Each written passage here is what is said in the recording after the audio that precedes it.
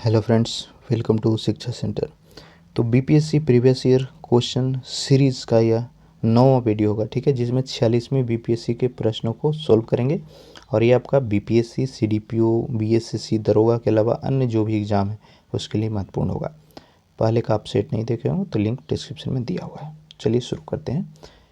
प्राचीन भारत सेक्शन से पहला क्वेश्चन है, जिसके ग्रंथ में चंद्रगुप्त मौर्य का विशिष्ट रूप से वर्णन उपलब्ध है वह है वास, शूद्रक, विशाखदत्त या अश्वघोष।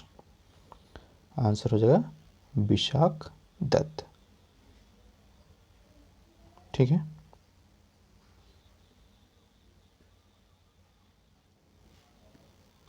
वह स्रोत जिसमें पाटलिपुत्र के प्रशासन का वर्णन उपलब्ध है। तो देखिए, पाटलिपुत्र के प्रशासन के बारे में जो है डिटेल रूप से लिखा गया है इंडिका में। ठीक है, तो आंसर तीसरा होगा। इंडिका के लेखक अगर पूछे तो हो जाएगा मेगास्थनीज। तीसरा क्वेश्चन है, तृतीय बौद्ध संगति कहाँ आयोजित हुई थी। देखिए, हर सेट में अगर आप देख रहे होंगे हमारा पिछला, तो हर सेट में 2 से 3 क्वेश्चन बौद्ध और जैन धर्म से मिला करके आ रहा है। यहाँ पे पूछ रहा है तीसरा बौद्ध संगति, तो ये हुआ था पाटलिपुत्र में। ठीक है। किस शासक के द्वारा सर्वप्रथम पाटलिपुत्र का राजधानी के रूप में चयन किया गया था। आंसर हो जाएगा उदयन के द्वारा। ठीक है। उदयन जो है वह किस वंश से बिलोंग करता था। आंसर हो जाएगा हारेक वंश। और यह जो है अजात शत्रु का पुत्र था, जिसने अपने पिता अजात शत्रु को मार करके अपनी गद्दी पर बैठा था। अगला क्वेश्चन 5वां है। देखिए, अशोक के शिलालेखों में प्रयुक्त भाषा कौन सी है। ये भी बहुत ही महत्वपूर्ण क्वेश्चन है। अशोक का जो अलग अलग शिलालेख है पूछ रहा है कौन सी भाषा है। आंसर हो जाएगा प्राकृत भाषा। ठीक है। लिपि अगर पूछे दे तो हो जाएगा ब्राह्मी लिपि। छठा क्वेश्चन, निम्नलिखित में से किस मौर्य राजा ने दक्कन पर विजय प्राप्त की थी। अशोक, बिंदुसार, चंद्रगुप्त या कुषाण। आंसर हो जाएगा चंद्रगुप्त ने। अगला सवाल 7वां, मेगास्थनीज ने भारतीय समाज को कितनी श्रेणी में विभाजित किया था। ये भी बहुत बार रिपीट होता है, हर एक स्टेट या फिर सेंट्रल बोर्ड के द्वारा यह प्रश्न पूछा जाता है। मेगास्थनीज जो बुक लिखा है इंडिका, जो हमने पीछे देखा, तो उसमें वह भारतीय समाज को बांटा है कितने भाग में। आंसर होगा 7 भागों में। ठीक है, कितने भाग, 7 भाग में। ये 7 भाग थे, दार्शनिक, किसान, अहीर, कारीगर, सैनिक और निरीक्षक। निरीक्षक को कहीं कहीं पे सभासद भी लिखा गया है। 8वां देखिए, 16 महाजनपद की सूची किस में उपलब्ध है। तो ये हो जाएगा अंगोत्तर निकाय। ये भी महत्वपूर्ण क्वेश्चन है। 16 महाजनपद कहाँ पर लिखा हुआ है, अंगोत्तर निकाय में। अर्थशास्त्र के अनुसार सीता भूमि का अभिप्राय क्या है। तो सीता भूमि का जो मतलब है वह होता है जनजातियों के द्वारा जोती जाने वाली भूमि। कहीं कहीं पे सिर्फ आपको पूछेगा सीता का मतलब क्या है, तो भूमि, और यहाँ पे सीता भूमि पूछ दिया तो होता है जनजातियों के द्वारा जोती जाने वाली भूमि। 10वां क्वेश्चन, तो देखिए 10 क्वेश्चन जो है प्राचीन भारत से पूछा था। यह है, हड़प्पा के एक उन्नत जल प्रबंधन प्रणाली का पता कहाँ से चलता है। तो यह आपका धौलावीरा में। बेस्ट जो ड्रेनेज सिस्टम है कहाँ से मिलती है, धौलावीरा से उसके साक्ष्य मिले हैं। अगला सेक्शन मध्यकालीन भारत। देखिए क्वेश्चन क्या है, जब उसने राजस्व प्राप्त किया तो वह शरीयत के नियम और आदेशों से पूर्णतः स्वतंत्र था। बरूनी ने यह कथन किसके लिए कहा या किस सुल्तान के लिए कहा है। इल्तुतमिश, बलबन, अलाउद्दीन खिलजी या तुगलक। क्या होगा आंसर, अलाउद्दीन खिलजी के लिए कहा था इसने। ठीक है। मुगल प्रशासन में मदद ए मास इंगित करता है। तो मदद ए मास जो है किसको दर्शाता है, बताइए। ये हो जाएगा आपका विद्वानों को दी जाने वाली राजस्व मुक्त अनुदत्त भूमि को कहा जाता था मदद ए माश। 13वां देखिए, दास्तान ए अमीर हमजा का चित्रांकन किसके द्वारा किया गया है? अब्दुस समद, मंसूर, मीर सैयद अली, अबुल हसन। आंसर हो जाएगा पहला। अगला क्वेश्चन है, सल्तनत काल में भू राजस्व का सर्वोच्च ग्रामीण अधिकारी क्या कहलाता था? आंसर होगा चौधरी। नेक्स्ट सेक्शन है आधुनिक भारत। यहाँ से काफ़ी प्रश्न पूछे जाते हैं। लोकनायक के नाम से किसको जाना जाता था? आसान सवाल है, जयप्रकाश नारायण। इनके नाम के आगे ही लगता है लोकनायक जयप्रकाश नारायण, ठीक है। नेक्स्ट देखिए, सत्ता हस्तांतरण के समय निम्नलिखित राज्यों में से एक में कांग्रेस दल का पूर्ण विकसित संगठन, यानी जब पावर ट्रांसफर हो रहा था, मतलब अंग्रेज छोड़कर जा रहे थे, तो उस टाइम कौन सा राज्य में कांग्रेस का पूर्ण विकसित संगठन था? ऑप्शन आप देख ही रहे। हैदराबाद में तो निजाम था, वहाँ हो ही नहीं सकता, सीधे सीधे वो ऑप्शन आपको छट गया। तो उसके बाद आता है अवध, मैसूर और जूनागढ़। यहाँ पे आंसर हो जाएगा मैसूर। त्रावणकोर में कांग्रेस ने त्रावणकोर राज्य के जिस दीवान की स्वेच्छाचारी सरकार के विरुद्ध सविनय अवज्ञा आंदोलन प्रारंभ किया था, और वे कौन थे? आंसर हो जाएगा सीपी रामास्वामी अय्यर। 18वां क्वेश्चन है, किसने कहा था स्वराज मेरा जन्मसिद्ध अधिकार है और मैं इसे लेकर रहूंगा? इजी क्वेश्चन, ये कहा गया था बाल गंगाधर तिलक के द्वारा। तीसरा ऑप्शन आप देख रहे हैं जो गोपाल कृष्ण गोखले, तो इनको महात्मा गांधी का राजनीतिक गुरु कहा जाता है। 19वां देखिए, किस घटना के कारण गांधी जी ने असहयोग आंदोलन को वापस ले लिया था? बहुत ही इंपॉर्टेंट क्वेश्चन है, हमेशा ये पूछा जाता है। तो महात्मा गांधी जो है वापस लिए थे किस कारण से? चौरी चौरा हत्याकांड से। तो चौरी चौरा क्या हुआ था कि, डेट याद रखिएगा, 4 फरवरी 1922 को एक पुलिस चौकी को जो है भीड़ के द्वारा जला दिया गया था, जिसमें काफ़ी सारे पुलिसकर्मी जिंदा जल गए थे। उसी से आहत होकर के इन्होंने जो है असहयोग आंदोलन वापस ले लिया था। सर्वोदय शब्द का प्रयोग सबसे पहले किसने किया? ऑप्शन को देखिए, सर्वोदय शब्द का सबसे पहले यूज किसके द्वारा किया गया था? आंसर क्या हुआ? महात्मा गांधी।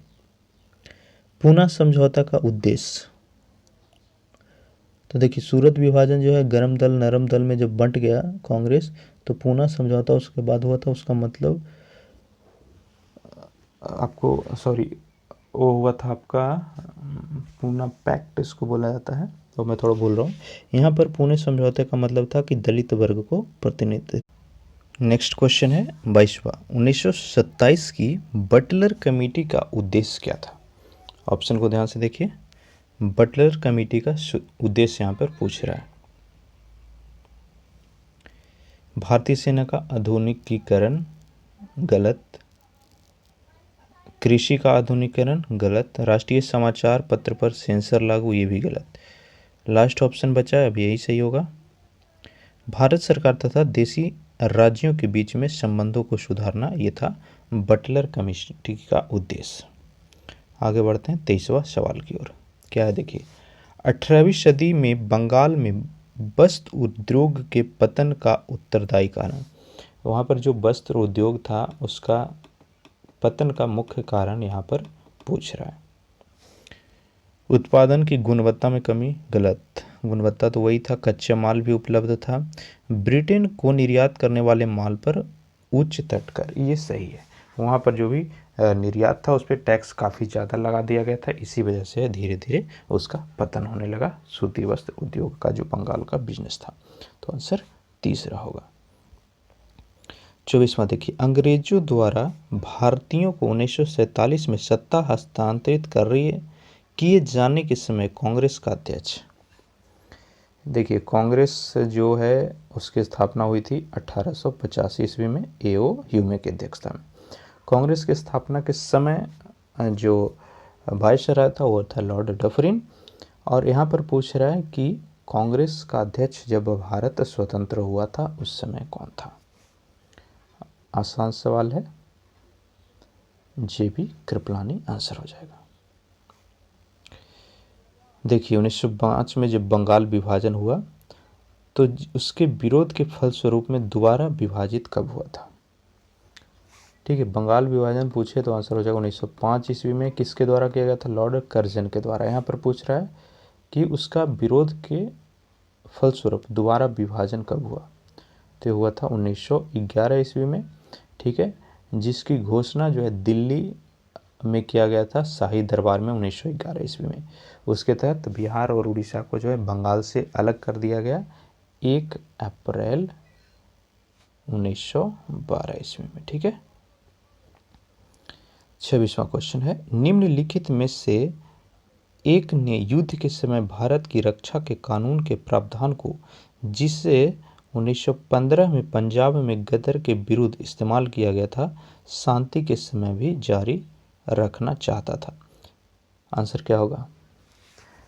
कार्माइल, क्रेडॉक, हार्डिंग या बेंटिक। तो इसका आंसर हो जाएगा लॉर्ड हार्डिंग। अगला क्वेश्चन देखिए 27वां, अमृतसर के जालियांवाला बाग भीड़ का दमन, यानी पूछ रहा है जालियांवाला बाग हत्याकांड कब हुआ था। तो बोर्ड जो है ना थोड़ा सा शब्दों को चेंज करता है ताकि जो स्टूडेंट सिर्फ रटे हों वो सही नहीं कर पाए। यहाँ पर जालियांवाला बाग हत्याकांड पूछ रहा है अलग शब्द में कि दमन कब हुआ। आंसर हो जाएगा 13 अप्रैल 1919 ईस्वी को। ठीक है, 13 अप्रैल 1919 को। यहाँ पर पूछता है कि किसने गोली चलाने का आदेश दिया था, तो वो था जनरल डायर। ठीक है, माइकल ओ डायर उसका पूरा नाम था। अगला क्वेश्चन देखिए, लंदन में द्वितीय गोलमेज सम्मेलन की असफलता इनकी छत्रछाया में हुआ। तो गोलमेज सम्मेलन जो टॉपिक है वहाँ पे 3 गोलमेज सम्मेलन हुआ, प्रथम, द्वितीय और तृतीय। तो यहाँ से हमेशा प्रश्न पूछता है। यहाँ पर द्वितीय गोलमेज सम्मेलन पूछा है तो आंसर यहाँ पर हो जाएगा गांधी और इरविन के बीच। कौन सा है ऑप्शन देखिए? तीसरा। ठीक है, एक और चीज़ पूछता है कि कौन सा जो नेता थे वो तीनों गोलमेज सम्मेलन में भाग लिए, तो हो जाएगा भीमराव अंबेडकर। 29वां देखिए, सन 1932 में निम्नलिखित में से एक आदेश पारित करके अखिल भारतीय कांग्रेस समिति को गैर कानूनी करार दिया गया था, वह कौन सा आदेश है? ऑप्शन को ध्यान से देखिए कौन सा सही होगा। तो यहाँ पे जो है आंसर हो जाएगा वो हो जाएगा गैर कानूनी संघ आदेश पहला। स्वाधीनता आंदोलन के दौरान महात्मा गांधी के करीबी अंग्रेज मित्र कौन थे? ठीक है, जब स्वाधीनता आंदोलन हो रहा था तो अंग्रेज मित्र गांधी जी का था, उसका नाम था रेवंड चार्ली। ठीक है, तो आंसर तीसरा होगा। नेक्स्ट क्वेश्चन है, प्रथम भारतीय जिन्होंने स्वाधीन भारत में गवर्नर जनरल का पद ग्रहण किया था। ठीक है, यानी स्वतंत्र भारत के प्रथम गवर्नर जनरल कौन थे? क्या होगा?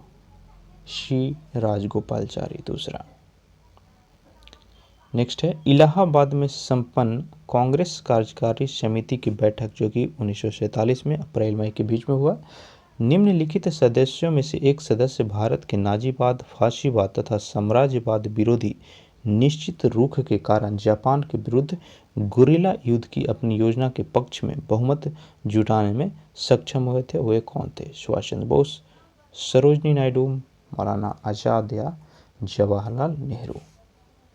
तो इसका आंसर हो जाएगा जवाहरलाल नेहरू। ठीक है, एक चीज़ और यहाँ पे पूछता है सरोजनी नायडू के बारे में। तो सरोजनी नायडू जो है प्रथम भारतीय महिला कांग्रेस अध्यक्ष बनी थी।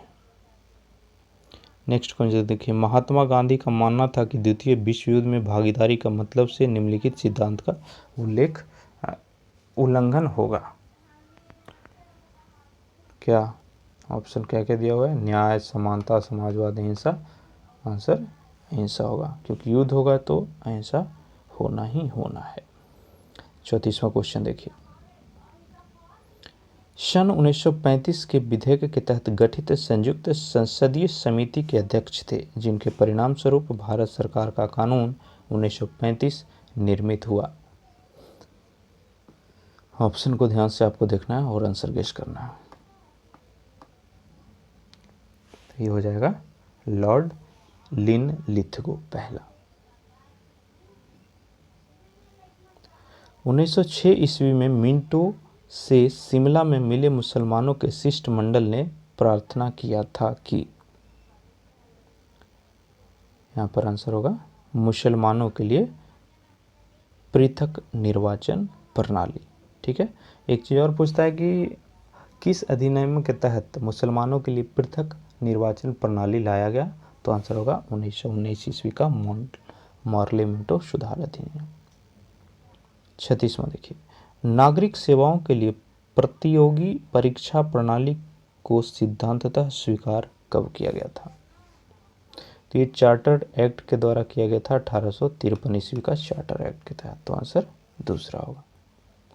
तो 36 क्वेश्चन इस सेट में हिस्ट्री से आया है। अगला है वर्ल्ड हिस्ट्री, तो हिस्ट्री से और भी क्वेश्चन पूछे गए हैं। देखिए, विश्व में शांति और आपसी सहयोग स्थापित करने के लिए नेहरू जी ने कौन सा सिद्धांत प्रस्तुत किया था, काफ़ी इंपॉर्टेंट, गुट निरपेक्षता। तो गुट निरपेक्षता क्या था कि हम किसी भी गुट में शामिल नहीं होंगे। जब बट रहा था विश्व युद्ध के समय, एक दूसरे गुटबाजी हो चल रही थी, ठीक है, कौन किधर से होगा, तो इन्होंने गुट निरपेक्षता को अपनाया था। सोवियत संघ का विघटन कब हुआ, आंसर हो जाएगा 21 दिसंबर 1991 को जो है सोवियत संघ का 11 सोवियत गणराज्य का गठन हुआ था, और यहाँ पे आंसर क्या हो जाएगा दिसंबर 1991, एग्जैक्ट डेट 21 दिसंबर। साम्यवादी चीन के वर्तमान में सर्वाधिक शक्तिशाली नेता, तो ये करंट अफेयर कर रहा होगा, इसको छोड़िए। संयुक्त राज्य अमेरिका के इतिहास में एकमात्र अनिर्वाचित राष्ट्रपति कौन थे, तो जितने भी राष्ट्रपति थे लोकतंत्र के रूप से आए, अनिर्वाचित एक ही थे और उनका नाम था फोर्ड। ठीक है, ये 1974 से 1977 ईस्वी तक राष्ट्रपति अमेरिका के रहे थे। तो 40 क्वेश्चन आप देख रहे हैं हिस्ट्री से आ रहा है, बहुत ही इंपॉर्टेंट है। 150 में 40 मतलब 33%, ऑलमोस्ट 30% से ज़्यादा। ठीक है, अगला देखते हैं पॉलिटी सेक्शन का क्वेश्चन। भारतीय संविधान में निम्न पदों के कौन सा क्रम सही है, पद का क्रम पूछ रहा है। भारत के मुख्य न्यायाधीश, मुख्य चुनाव आयुक्त, राज्य के मुख्यमंत्री, इसमें तो रिलेशन ही नहीं है।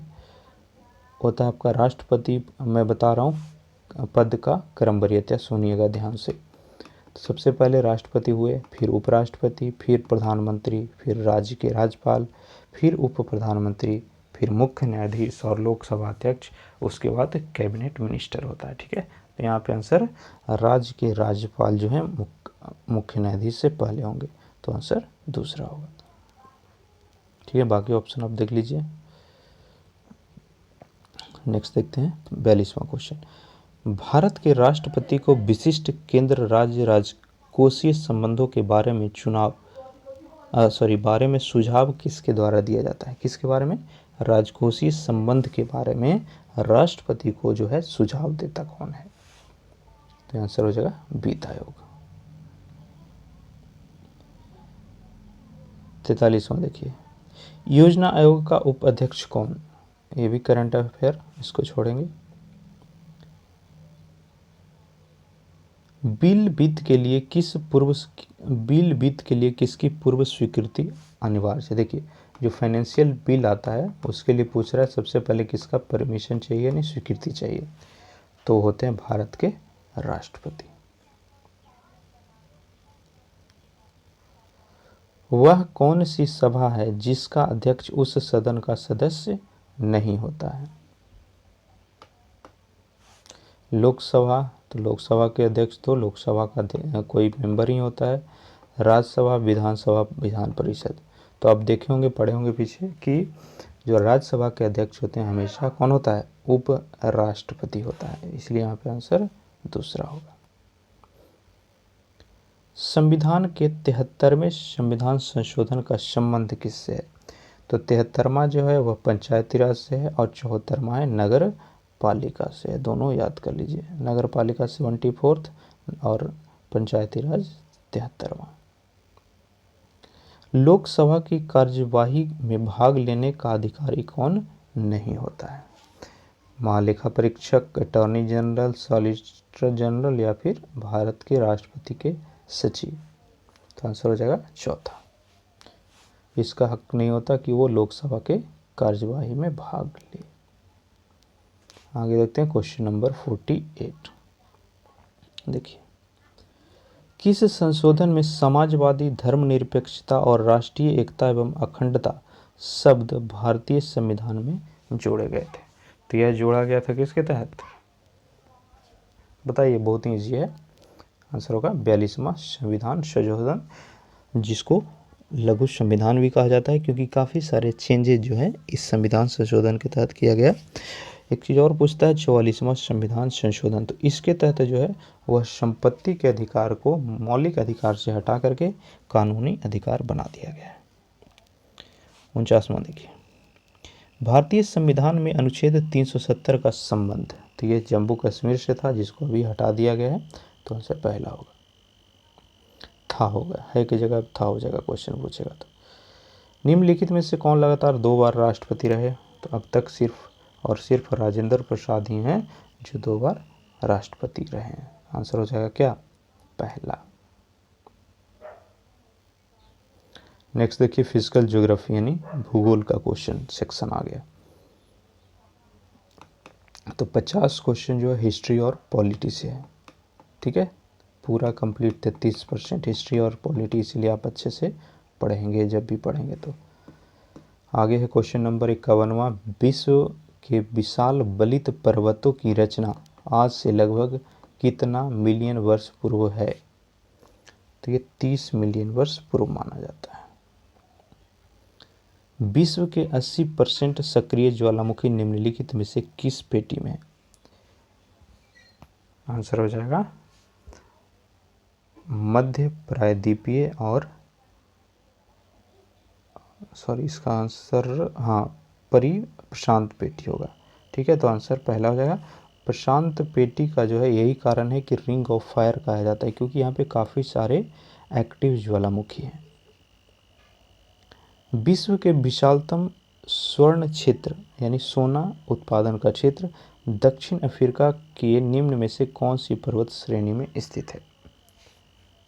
ठीक है, दुनिया में सबसे ज़्यादा सोना उत्पादन होता है साउथ अफ्रीका में, और ये पूछ रहा है कहाँ पर।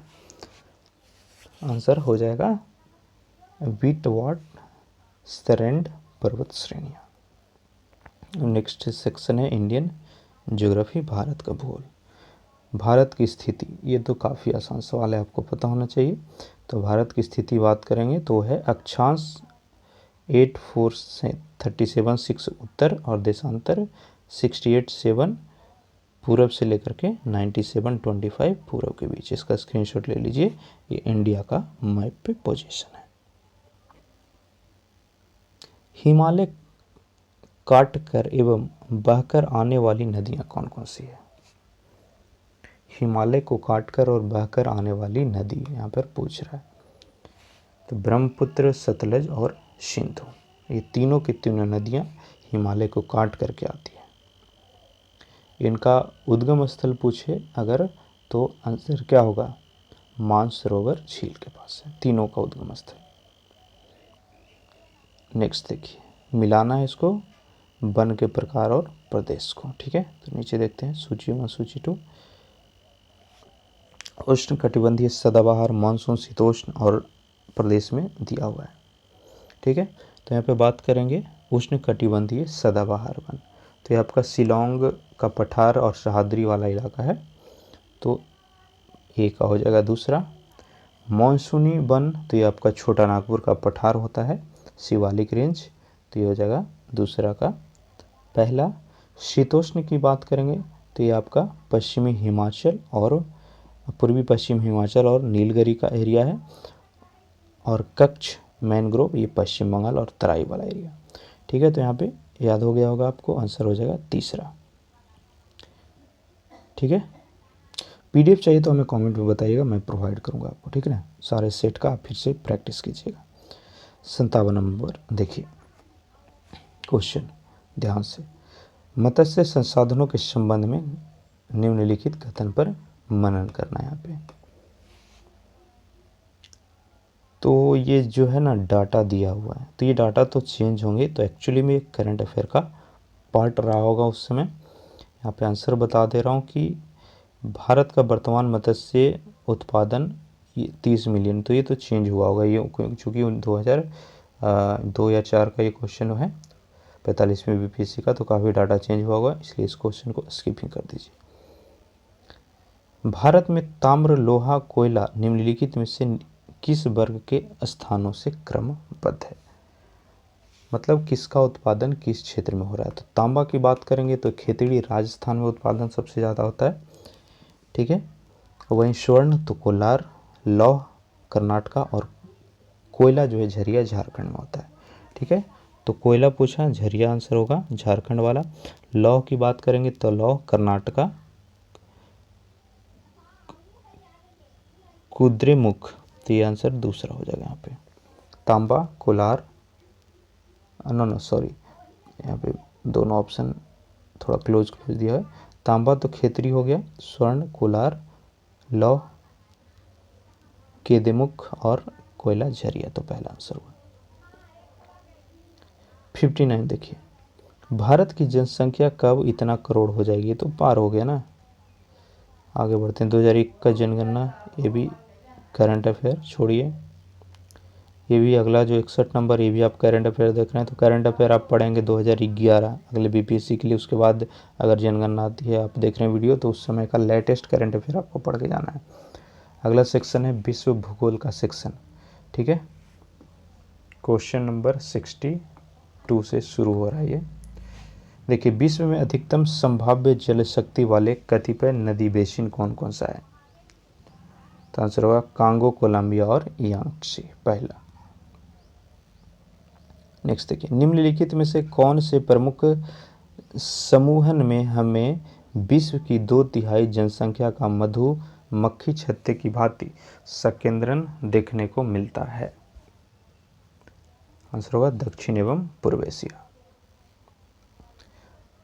नेक्स्ट सेक्शन है इकोनॉमी का सेक्शन। प्रधानमंत्री ग्रामोदय योजना का निम्नलिखित में से कौन अव्यय नहीं है?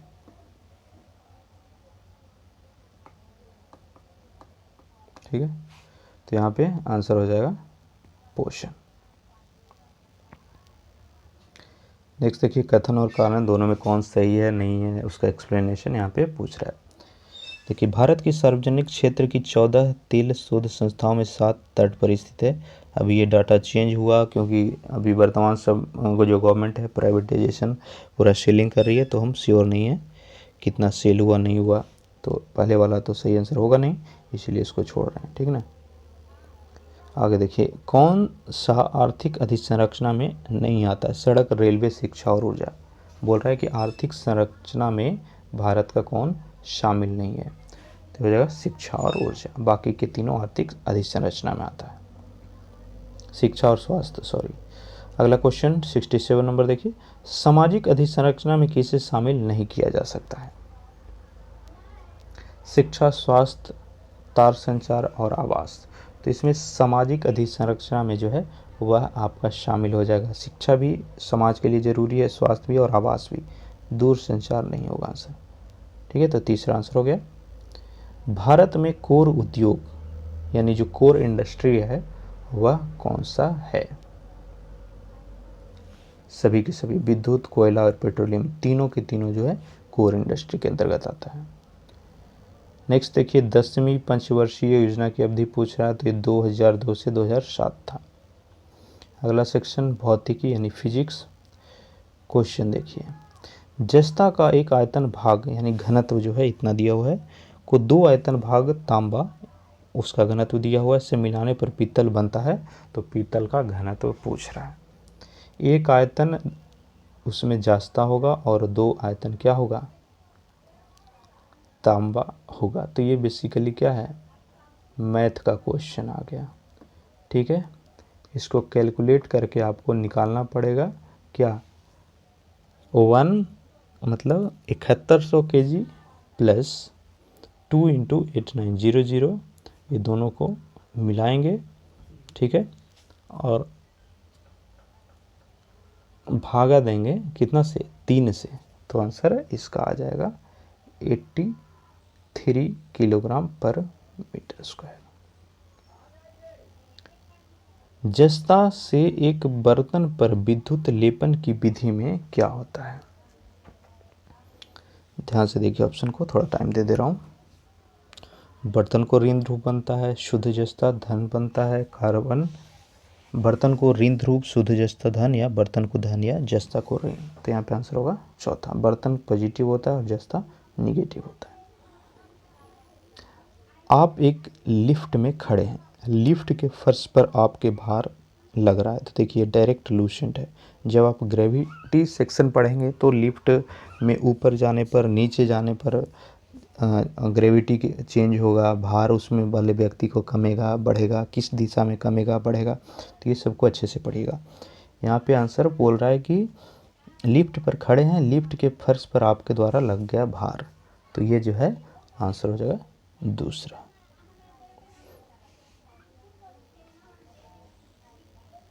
आमतौर पर सुरक्षा फ्यूज लगाने के लिए प्रयोग होने वाला तार जो है किस चीज़ का बना होता है? तो आंसर हो जाएगा टीन और शीशे का मिश्र धातु ये होता है, क्योंकि इसका गलनांक जो है कम होता है। जैसे ही वोल्टेज बढ़ेगा तो हीट होकर के ये टूट जाता है, तो करंट स्टॉप हो गया और बाकी के आपके इक्विपमेंट खराब होने से, जलने से बच जाते हैं। जब एक पत्थर को चांद की सतह से पृथ्वी पर लाया जाता है तो देखिए चांद का जो ग्रेविटी फोर्स है ना, त्वरण, जिसको एक्सेलरेशन आप बोलते हैं जी, तो उसका वैल्यू 1/6 है चांद पे। तो जैसे ही उसको हम पृथ्वी पे लाएंगे तो उसका वजन 6 गुना बढ़ जाएगा। तो आंसर इसका क्या होगा? इसका भार बदल जाएगा, वेट बदलेगा, लेकिन जो द्रव्यमान होगा, एम होगा, वो सेम रहेगा। एम जी होता है ना भार, तो जी जो है पृथ्वी पर आने से 6 गुना बढ़ जाएगा। तो आंसर यहाँ पे दूसरा होगा। अगला जो है वो है केमिस्ट्री सेक्शन। क्वेश्चन देखिए, पीतल के बर्तन को कलई करते समय गर्म बर्तन की सफाई के लिए प्रयोग किए जाने वाले अमोनियम क्लोराइड चूर्ण से निकलने वाला धुआं होता है। अमोनिया का, कार्बन मोनोऑक्साइड का, हाइड्रोक्लोरिक एसिड का, या अमोनिया और हाइड्रोक्लोरिक एसिड का। तो आंसर चौथा हो जाएगा। नेक्स्ट देखिए, अल्कोहलिक खमीर का आखिरी उत्पाद क्या है? हो जाएगा इथाइल अल्कोहल।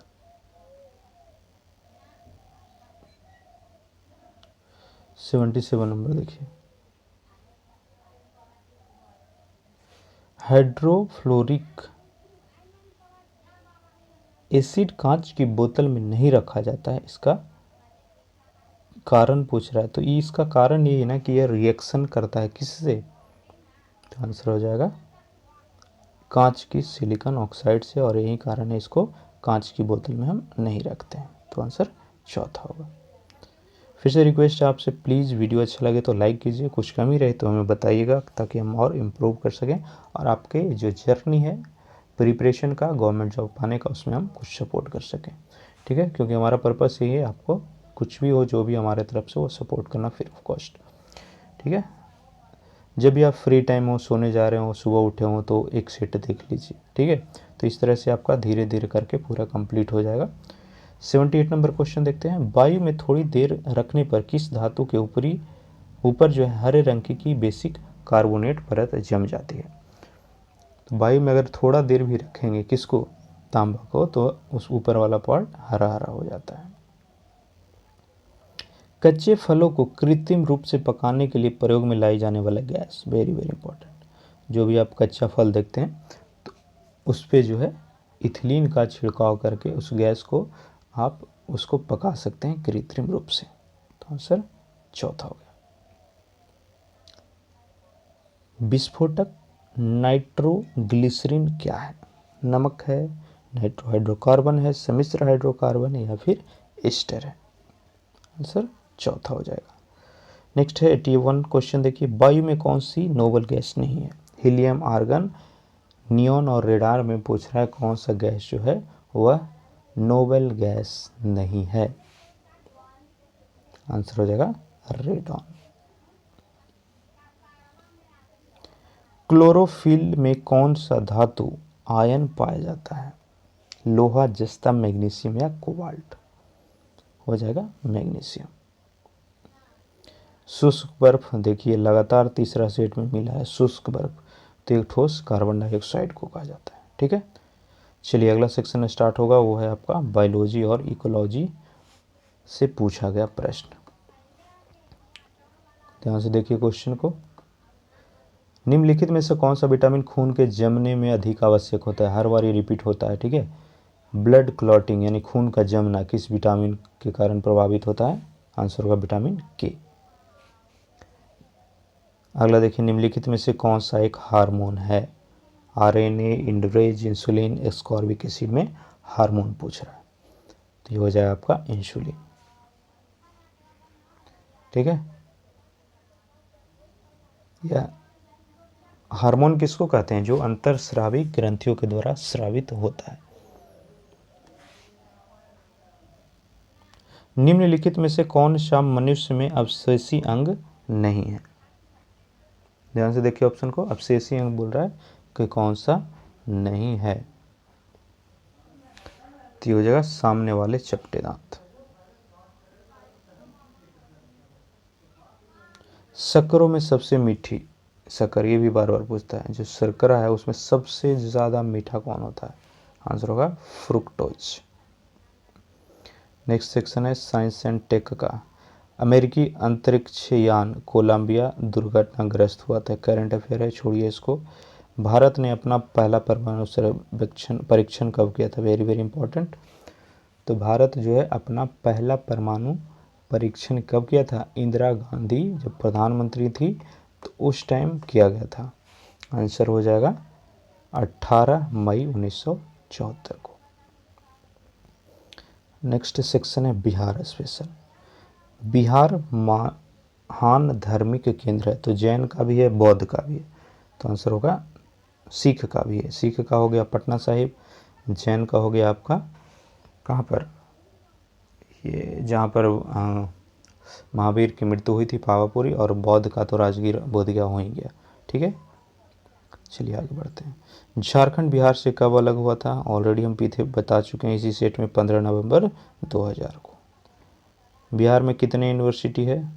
छोड़िए, करंट डाटा पढ़ लेंगे, करंट अफेयर से इसके बारे में। छठी ईसा पूर्व सदी में विश्व का प्रथम गणतंत्र व्यवस्था, तो ये वैशाली थी। चीनी यात्री हेनसांग ने किस विश्वविद्यालय में अध्ययन किया? Very very important question. चीनी यात्री हेनसांग, यह आया था हर्षवर्धन के शासनकाल में, और इसने अपनी पढ़ाई कहाँ पर की थी? तो आंसर हो जाएगा नालंदा यूनिवर्सिटी, जो कि चौथा क्वेश्चन है। नालंदा यूनिवर्सिटी को नष्ट किसने किया था पूछता है, तो आंसर होगा बख्तियार खिलजी। बिहार की पेंटिंग विद्या मधुबनी, पिछवई, मुगल और श्रीरंग, आंसर होगा मधुबनी पेंटिंग। वर्तमान में बिहार का राज्यपाल, कमेंट में बताइएगा, वर्तमान में बिहार के राज्यपाल कौन है? कमेंट करके बताइए। ये 2001 का जनगणना पर आधारित है, नहीं पूछेगा। वर्तमान में बिहार विधानसभा में सीट, तो ये आपका 243 सीट है। भारतीय राष्ट्रीय कांग्रेस का 1937 का अधिवेशन बिहार के किस शहर में हुआ था? ये भी बार बार पूछता है। 1937 का बिहार अधिवेशन कांग्रेस अधिवेशन बिहार में कहाँ पर हुआ था? तो यह जो है एक्चुअली में फैजपुर में हुआ था। ठीक है, अब फैजपुर तो बिहार में पड़ता नहीं है, इसलिए क्वेश्चन आपका यहाँ पर गलत हुआ था। ठीक, ऑप्शन यहाँ पर नहीं दिया था। बिहार में जो है वह हुआ था 3 बार, याद कर लीजिए, बिहार में 3 बार अभी तक कांग्रेस का अधिवेशन हुआ है। 1912 में बांकीपुर, 1922 में गया, और 1940 में रामगढ़ में हुआ था, जो कि भी झारखंड में चला गया। 100 नंबर क्वेश्चन देखिए, स्वतंत्रता पूर्व बिहार में निम्नलिखित में से एक वर्चस्वशाली जाति नहीं थी? कुर्मी। बिहार में महात्मा गांधी के पूर्व सापेक्ष राष्ट्रीय सक्रियता की अनुपस्थिति इसके अभाव में देखी जा सकती थी। एकीकृत समुदाय, चरमपंथी समूह, रचनात्मक क्षेत्रीय अभिजन, या फिर वर्चस्वशाली मध्यम वर्ग। तो आंसर होगा पहला, एकीकृत समुदाय। नेक्स्ट देखिए 102 नंबर, स्वतंत्रता पूर्व बिहार में बड़े जमींदारों की राजनीतिक शक्ति बचाने का माध्यम क्या था? तो यह हो जाएगा आर्थिक स्थिति। सन 1930 में कांग्रेस का सविनय अवज्ञा आंदोलन इतना प्रभावी हुआ कि निम्नलिखित शहरों में से एक अंग्रेजी राज कई महीनों तक गायब हो गए थे। पटना, बढ़ी, मुजफ्फरपुर या साहिबगंज। ठीक है, तो ये हो जाएगा कौन सा, ध्यान से देखिए ऑप्शन को, बढ़ी। बिहार प्रांतीय किसान सभा का गठन, ये भी बार बार पूछता है। बिहार प्रांतीय किसान सभा का गठन जो है हुआ था मार्च 1929 में। एग्जैक्ट डेट याद कीजिए, 4 मार्च 1929। किसके द्वारा? सहजानंद सरस्वती के द्वारा। ठीक है। स्वतंत्रता पूर्व बिहार में समाजवादी विचारधारा के प्रसार का श्रेय किसको जाता है? होगा कांग्रेसी कार्यकर्ताओं की क्रांतिकारिता को।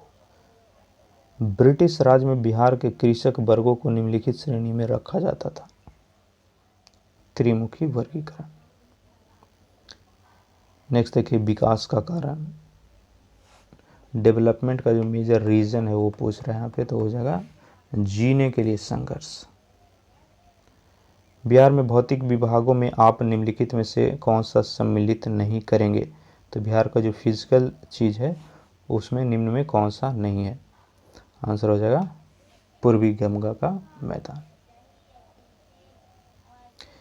बिहार में निम्नलिखित में से कौन से समूह की नदियां गंगा अथवा उसकी सहायक नदियों में उत्तर की ओर से आकर मिलती है? Very very important. जो गंगा है उसमें उत्तर की ओर से आकर के मिलने वाली नदी यहाँ पर पूछ रहा है। ध्यान से देखिए ऑप्शंस को। ऑप्शन हो जाएगा गंडक, बूढ़ी गंडक, सरजू। कमला, बलान, कोसी, महानंदा, बागमती, ये सभी की सभी जो है उत्तर से आकर के मिलती है, तो तीसरा सही होगा। बिहार में भांगर मिट्टी वाला इलाका पूछ रहा है। कौन सी मिट्टी? भांगर मिट्टी। तो भांगर मिट्टी जो है वह आपका पूर्णिया, सहरसा, दरभंगा, मुजफ्फरपुर वाले क्षेत्र में है। दूसरा आंसर होगा। बिहार के विविध भौगोलिक पक्षों के संबंध में निम्नलिखित कथन पर मनन कीजिए। सिंचित भूमि इतना प्रतिशत, गंगा का मैदान इतना क्षेत्र, किशनगंज पश्चिमी चंपारण में सर्वोच्च वर्षा प्रदान करता है, राजमार्ग। तो ये भी करंट अफेयर से ही जुड़ा हुआ ऑलमोस्ट है, क्योंकि दो डाटा हुआ है, इसको छोड़िए। ठीक है, आगे बढ़ते हैं। आपको मिलाना है खनिज और प्राप्ति स्थान को। ठीक है, देखिए दोनों को ध्यान से देखिए क्या सही होगा, मिलाइए।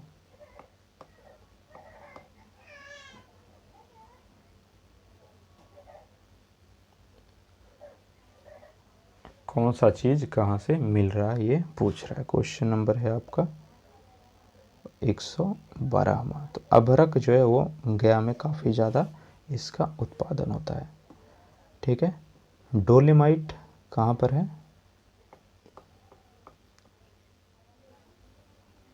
अभ्रक गया हो जाएगा, डोलेमाइट रोहतास में है। ठीक है, अभ्रक गया, डोलेमाइट रोहतास। इसके बाद बचा सोना। तो सोना कुछ एरिया जो है वो आपका मुंगेर का एरिया बचता है, और बच गया कौन सा? पेट्रोलियम।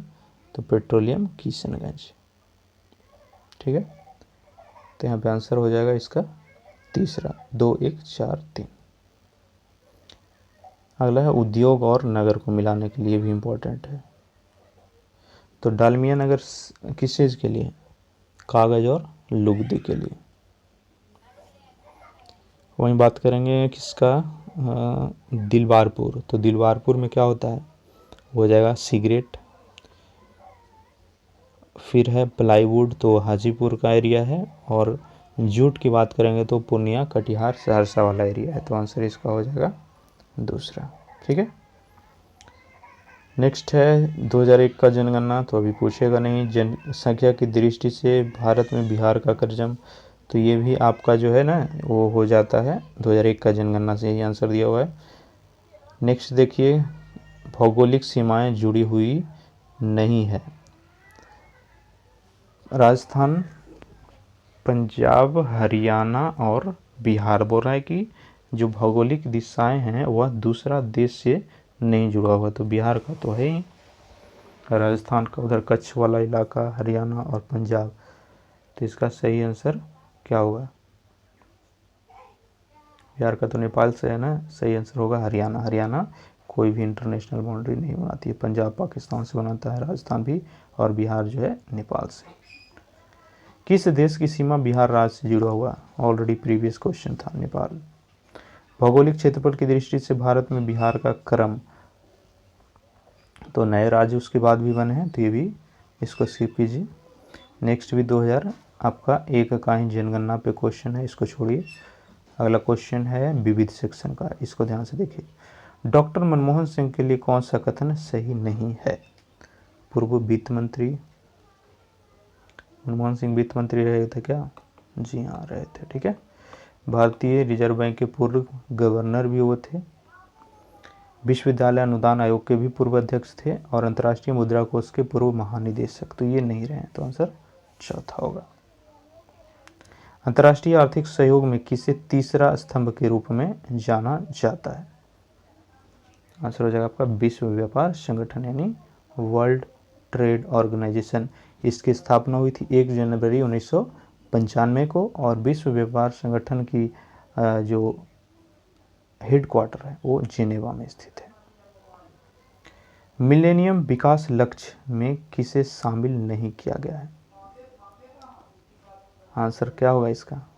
यहाँ से देखिए, निर्धनता, सर्वव्यापी प्राथमिक शिक्षा, लैंगिक समानता, या 2 अंक वाली आर्थिक वृद्धि दर की प्राप्ति, तो ये चौथा होगा। संयुक्त राष्ट्र विकास कार्यक्रम यानी यूएनडीपी के अंतर्गत भारत में मानव विकास सूचकांक बनाने के लिए किसे एक घटक यानी अपव्यय के रूप में लिया गया है? ऑप्शन देखिए, पहला अमेरिका डॉलर के प्रति व्यक्ति वास्तविक सकल घरेलू उत्पाद, साक्षरता दर, जीवन पर जीवन प्रत्याशा आयु को, या शिशु मृत्यु दर को। ठीक है, तो यहाँ पे आंसर हो जाएगा शिशु मृत्यु दर, इसको नहीं लिया गया है। झंडा गीत किसने लिखा? वेरी इंपॉर्टेंट, तो ये लिखा गया है किसके द्वारा? श्यामलाल प्रसाद के द्वारा, चौथा आंसर होगा। यूएनओ के चार्टर पर हस्ताक्षर हुए थे, ये हो जाएगा सैन फ्रांसिस्को सम्मेलन में, जो कि 1945 ईस्वी में हुआ था। यूएनओ की स्थापना की बात करेंगे तो ये हो जाएगा 24 अक्टूबर 1945 को ही, जिसका मुख्यालय कहाँ पर है? यूएनओ का न्यूयॉर्क में है। अंतर्राष्ट्रीय न्यायालय का स्थायी मुख्यालय द हेग।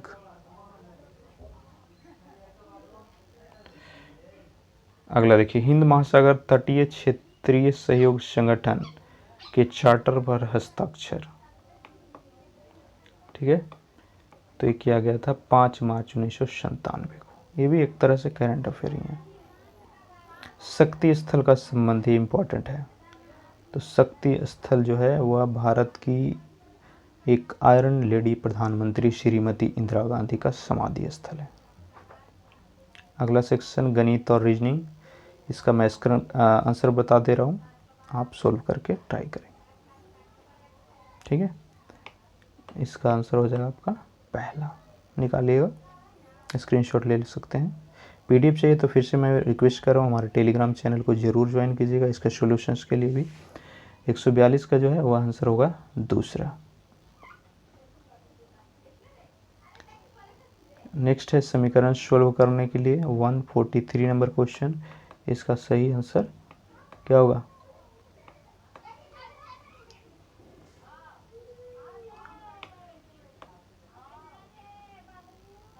ठीक है, ये भी दिया हुआ है, फंक्शन का क्वेश्चन है, थोड़ा टफ था ये क्वेश्चन, इसका आंसर 3 था। समीकरण यहाँ पे सोल्व करने के लिए x mod square minus 3 mod x plus 2 equal to 0 की जो है हलों की संख्या पूछ रहा है, ठीक है। तो यहाँ पे मोड है, मतलब क्या हुआ? मोड का मतलब होता है वो पॉजिटिव ही होता है, ठीक है। तो इसको 0 से अगर आप इक्वेट कर देंगे तो x का वैल्यू जो है ना +-1 या +-2 आएगा, तो सॉल्यूशन की संख्या कितना हो गया, 4 हो गया। ये सर्किल का क्वेश्चन है, ये भी काफ़ी इजी है। ठीक है, जैसे जैसे क्वेश्चन बोल रहा है कि वृत्त की त्रिज्या 1 यूनिट बढ़ा दिया जाए, यानी पहले r है तो अब r+1 कर दिया जाए और क्षेत्रफल दोगुना हो जाएगा, तो दोनों को इक्वेट करके निकालिएगा तो त्रिज्या r का वैल्यू निकल जाएगा और वह कितना होगा, वो हो जाएगा √2+1। ये जो श्रेणी है क्या है, कन्वर्जेंट, डाइवर्जेंट, अभिसारी, अपसारी है, इनमें से कोई नहीं, आंसर पहला होगा। नेक्स्ट क्वेश्चन भी फंक्शन से, काफ़ी ज़्यादा फंक्शन का ये पूछा हुआ था सेट में। यहाँ पे आंसर क्या होगा इसका जो है, देखिए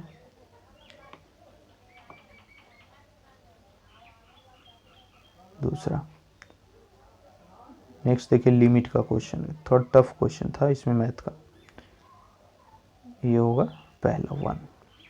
लास्ट क्वेश्चन इस सेट का है। ठीक है, तो ये हो जाएगा a=x cos theta plus b sin theta, यहाँ पे x² y² का वैल्यू, तो आप sin² theta plus sin² theta plus cos² theta का वैल्यू 1 होता है, वहाँ से कैलकुलेट करके निकालेंगे तो आंसर a² प्लस b² इसका हो जाएगा। ठीक है, तो उम्मीद करते हैं आपके लिए हेल्पफुल रहा होगा। चैनल पर नए तो सब्सक्राइब करके वीडियो को लाइक कीजिए। आप हमारा टेलीग्राम चैनल और फेसबुक ग्रुप दोनों का लिंक दिया हुआ डिस्क्रिप्शन में, ज़रूर ज्वाइन कीजिएगा, काफ़ी हेल्पफुल होगा। टेलीग्राम पे आपको PDFs मिलेंगे फ्री ऑफ कॉस्ट, फेसबुक पे अपडेट मिलता रहेगा। ठीक है, थैंक यू।